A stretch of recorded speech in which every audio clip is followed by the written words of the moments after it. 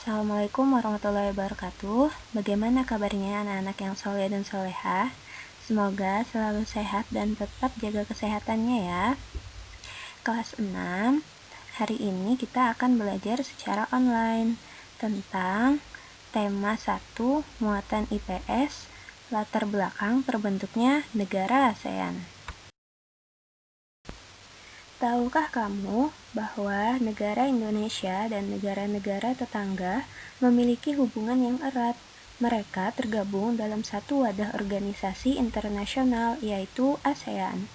ASEAN merupakan salah satu organisasi internasional yang didirikan oleh negara-negara di kawasan Asia Tenggara. ASEAN merupakan singkatan dari Association of Southeast Asian Nations, yang berarti Perhimpunan Bangsa-Bangsa Asia Tenggara. Nah, ASEAN didirikan di Bangkok tanggal 8 Agustus 1967 berdasarkan Deklarasi Bangkok oleh Indonesia, Malaysia, Filipina, Singapura, dan Thailand. 5 negara tersebut merupakan pemrakarsa dibentuknya ASEAN.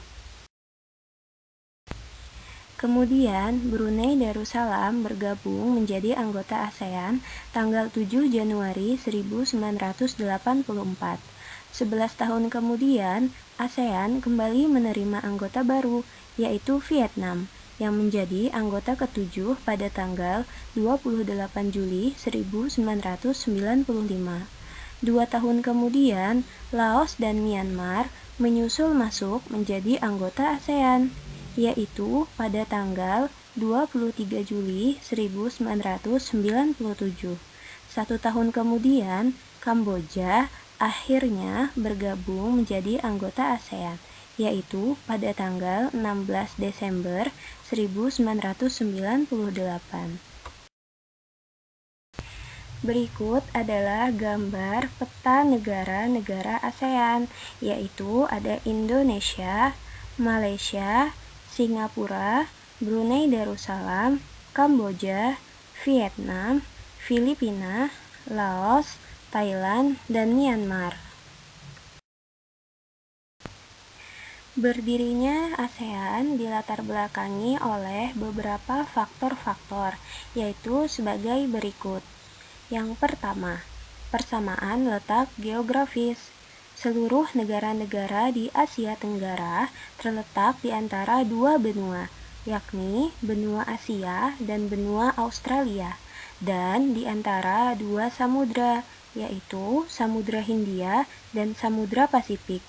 Jadi, berdasarkan letak geografis, negara-negara tersebut merupakan satu regional atau satu kesatuan wilayah. Faktor yang kedua yaitu persamaan dasar kebudayaan. Kawasan Asia Tenggara mempunyai dasar kebudayaan dan bahasa serta tata kehidupan dan pergaulan yang hampir sama, karena mereka sebagai pewaris peradaban rumpun Melayu Austronesia. Faktor yang ketiga yaitu persamaan nasib. Negara-negara Asia Tenggara sama-sama dijajah oleh bangsa Barat, kecuali Thailand. Itulah yang menumbuhkan rasa setia kawan antara bangsa-bangsa di Asia Tenggara. Faktor yang keempat yaitu persamaan kepentingan. Negara-negara di Asia Tenggara memiliki kepentingan bersama baik di bidang ekonomi, sosial budaya, maupun keamanan dan stabilitas politik kawasan. Misalnya, kepentingan atas daerah perairan laut, terutama Selat Malaka dan Selat Sunda, yang merupakan pintu gerbang di sebelah barat dan menjadi jalan utama bagi lalu lintas serta perdagangan dunia. Dengan latar belakang faktor-faktor tersebut, maka ASEAN didirikan berdasarkan Deklarasi Bangkok. Deklarasi Bangkok merupakan pernyataan yang memuat tujuan didirikannya ASEAN. Tujuan tersebut yaitu 1. Untuk meningkatkan pertumbuhan ekonomi. 2. Untuk meningkatkan kemajuan sosial. 3.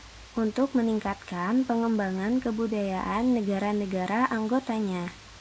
Keempat, untuk memajukan perdamaian.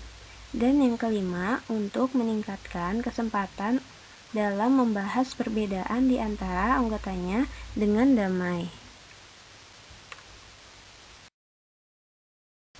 Ternyata, kerjasama negara-negara ASEAN ini tidak hanya mencakup bidang ekonomi saja, tetapi juga ilmu pengetahuan dan teknologi, kebudayaan dan informasi, pembangunan, serta keamanan dan kerjasama transnasional lainnya.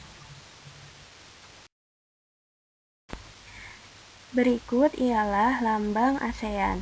Gambar 10 rumpun padi yang terikat yang terdapat pada lambang resmi ASEAN memiliki arti untuk melambangkan keinginan para negara pendiri ASEAN agar 10 negara anggota ASEAN terikat dalam perdamaian, persahabatan, dan kemakmuran. Sekarang waktunya anak-anak, ayo berlatih. Jawablah pertanyaan berikut. 1. Apakah yang dimaksud ASEAN? 2. Kapan ASEAN didirikan? 3. Negara apa saja yang menjadi anggota ASEAN? 4. Apa saja faktor yang melatar belakangi didirikannya ASEAN? 5. Apa tujuan didirikannya ASEAN? Tulislah soal dan jawablah di buku tugasmu ya. Selamat mengerjakan. Assalamualaikum warahmatullahi wabarakatuh.